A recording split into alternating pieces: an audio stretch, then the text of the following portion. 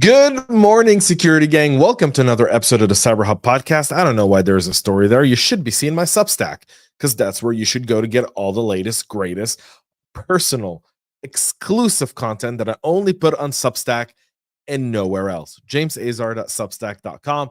But I hope everyone's doing wonderful this Wednesday morning, February 28th, 2024. Thank you so much for taking time to join me on the show this morning. We're going to try to get you everything you need to know in cybersecurity in under 15 minutes today. All the headlines, and there's a ton of them. There's a ton of geopolitical activity that's going to having direct impact on many practitioners.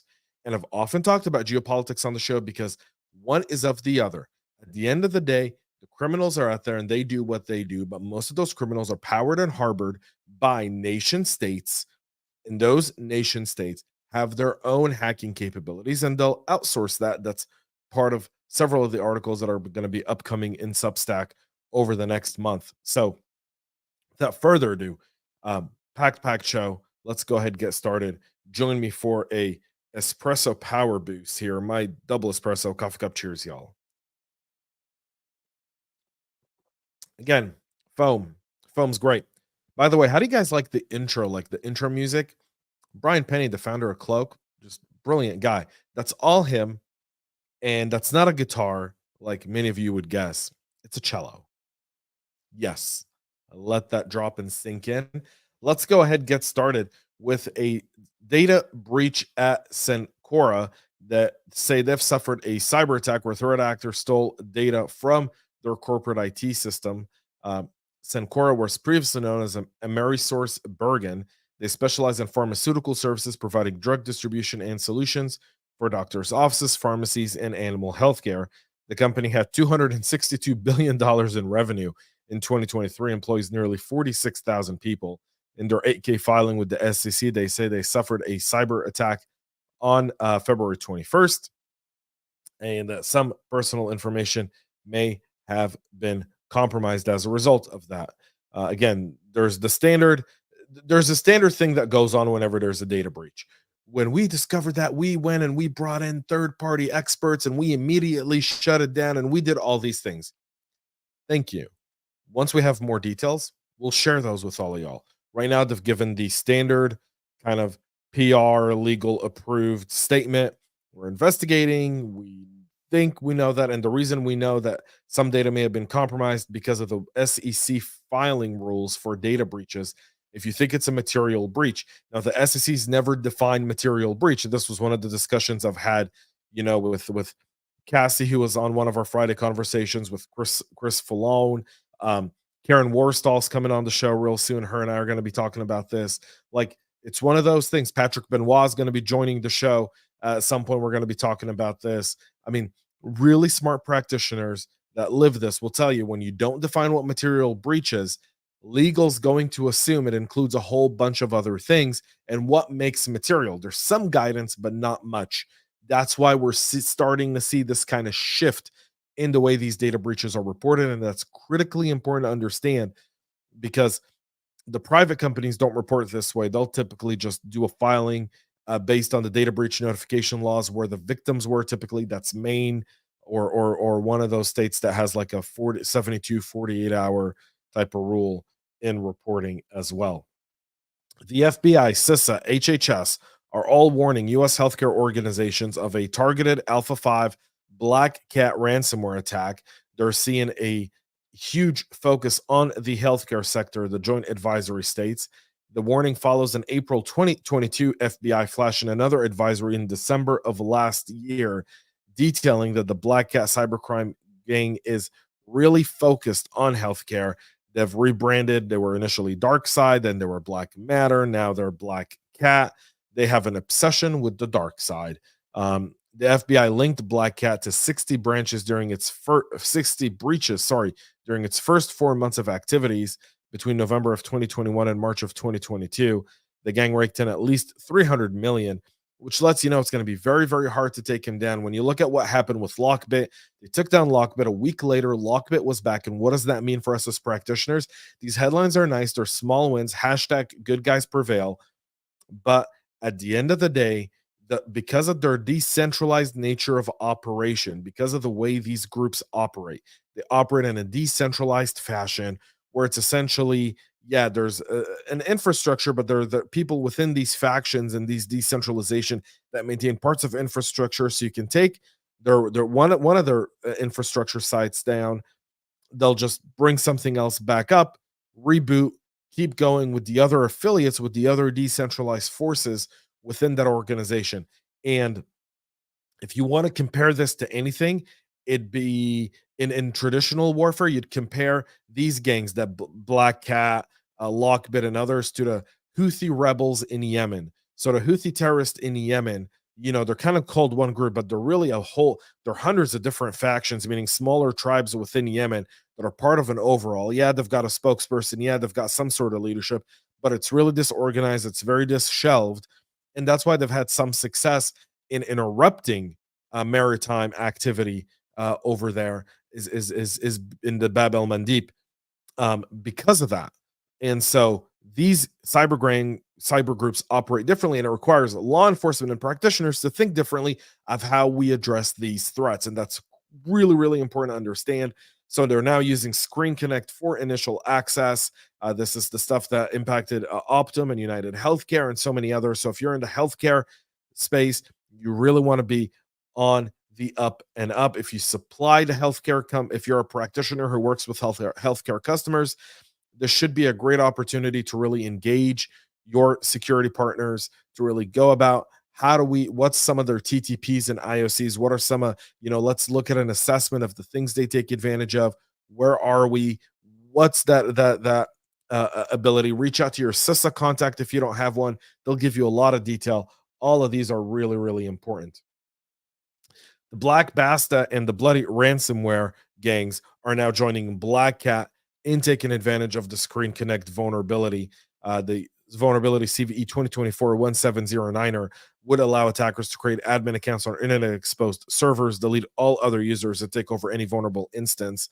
It's been under active exploitation since at least last week when we first reported this on the show. One day after, there was a security update. There's been proof of concept exploits that have been released, but now we know at least 3 groups, Black Basta back, Bloody Ransomware, and we know BlackCat, are all using the ScreenConnect flaw. If you haven't patched it yet, this would be your final scream into the abyss. Please make sure to patch these vulnerabilities. And if you have it and you don't know how to patch it, and ConnectWise can't help you, or no one else can help you, disconnect it and figure it out later. But take away that connection, sever it immediately. Intel announced on Tuesday a new and improved security feature with their latest vPro platform and the company's premium Core Ultra processors. This is their full lineup of the 14th generation Core processors. So in terms of security features, Intel announced several. One is the new Silicon Security Engine, a tool that enables hardware-based authentication for system firmware. It protects device against threats aimed at below the operating system, like we've seen a lot of the recent malware and ransomware. It kind of sits in at the boot process, and so you can't really clear it out. It becomes part of it, so it's harder to actually discover. This is one way of doing it on the hardware side. It's a good thing to do. It's something to pay attention to as you're starting to look at sourcing your next gen of devices. You look at this, you go, all right, we can actually, do different defense in depth on these endpoints. Intel also announced Device Health, a feature designed to identify platform level vulnerabilities. Device Health exceeds Microsoft's secured PC core requirements, according to Intel. In addition to hardware, shield features now spans protections across hardware, firmware, OS, and apps to ensure PCs power on safely. All in all, Intel taking security and wanting to be part of the solution, not part of the problem.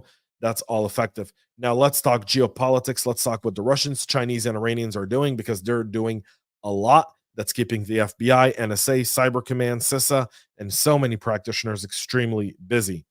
2 weeks after dismantling the Ubiquiti botnet used by Russian APTs to conduct espionage operations, the government is now urging organizations and consumers to clean up their devices in support of the disruption effort. This is the MuBot malware. So apparently they've cleaned up some devices. The Russians have come back, and apparently there are fancy bears finding other ways to target and use the Mubot botnet differently. The FBI is now urging consumers with Ubiquiti routers to go ahead and take care of that. Additionally, the Outlook zero day CVE 2023 23339 or 7 is still being exploited by these APTs. IOCs are all advertised. Everything's in the link in the short in the show notes. Please go check it out there. Let's move to China. Chinese cyber spies continue to exploit the recently Ivanti Connect secure VPN vulnerabilities, connecting new malware to achieve persistence. This is according to a report from Mandiant. Roughly 1 week after Ivanti's had a really, really rough start to 2024, multiple 0 days. I think, in fact, I think over 5 different 0 days. CISA telling people to disconnect the Ivanti, just rip them out altogether. Chinese threat actor tracked as UNC 5325 has been observed exploiting CVE 2024 218903 to deploy new malware families like Little Lamb, Wolty, Pit Stop, Pit Dog, Pit Jet, and Pit Hook. Based on the overlap, this appears to be linked to UNC 3886, a Chinese cyber espionage group previously observed exploiting vulnerable VMware products to compromise victim networks. All in all, China trying to take advantage of this, get initial access, get in. Remember, their IP theft operation and then take data harvest later approach is something that's of grave concern from a national security and an economic security perspective, something to keep in mind and talk to your board about. The Iranian Revolutionary Guard, aka a terrorist group, has been linked to staging political messaging and phony technical jobs to fool employees and compromise systems at aerospace and defense firms in Israel, the UAE, and other countries that are aligned with Israel and the UAE in the greater Middle East. The campaign discovered by Google's Mandiant appears to be linked to UNC 1549, or also known as Smoke Sandstorm. They execute spear phishing and watering hole attacks for credential harvesting and dropping malware. A successful compromise typically results in backdoor software installed on the affected systems, usually a program known as MiniBike or its more up-to-date cousin Minibus. Between the tailored employment-focused spear phishing and the use of cloud infrastructure for command and control, the attack may be difficult to detect. The most notable part is how elusive this threat can be to discover and track. They clearly have access to significant resources and are selective in their targeting, meaning they know what they're going after. Iran has been actively funding this types of attacks, and they were initially getting trained by the Russians. It's now the Chinese since at least 2021. So there's a lot of similarities in the way they're operating now to the way the Chinese typically operate in cyberspace. So while the group known by Google and they've got a whole bunch of different names, the threat group has been regrouped. They're now targeting aerospace, aviation, and defense firms.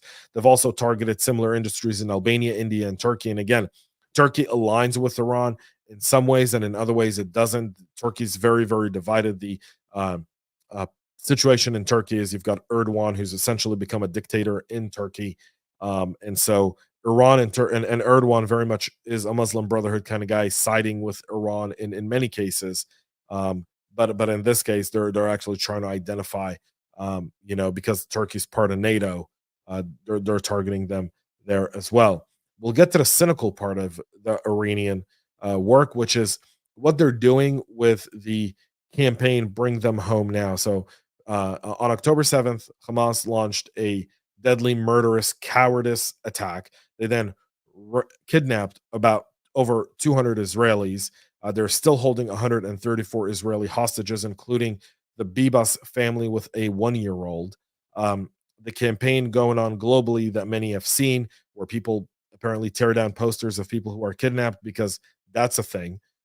Bring them home now. Well, Iranian groups have been observed employing fake websites playing on the Israel-Hamas war, using the "Bring Them Home Now" slogan associated with the campaign to free the hostages as a way to gather information, hack, and launch many of these attacks that we just talked about, including going after the firms. They're actually using the "Bring Them Home Now." They're putting out a whole bunch of fake websites. They're saying, all right, download this packet. This is how you can help, and so forth. And people who are very passionate about this fall victim to it. And that's how they're taking advantage. That's their mode of entry there. And on that note, I'll say, bring our men, women, and children back home now. And that's how we'll end the show this morning. That's it. We'll be back tomorrow to wrap up this week and a whole lot more. Until then, have a great rest of your day. And most importantly, y'all, stay cyber safe. We love feedback, so make sure to connect with us on social media and subscribe to our podcast on your favorite podcast listening platform.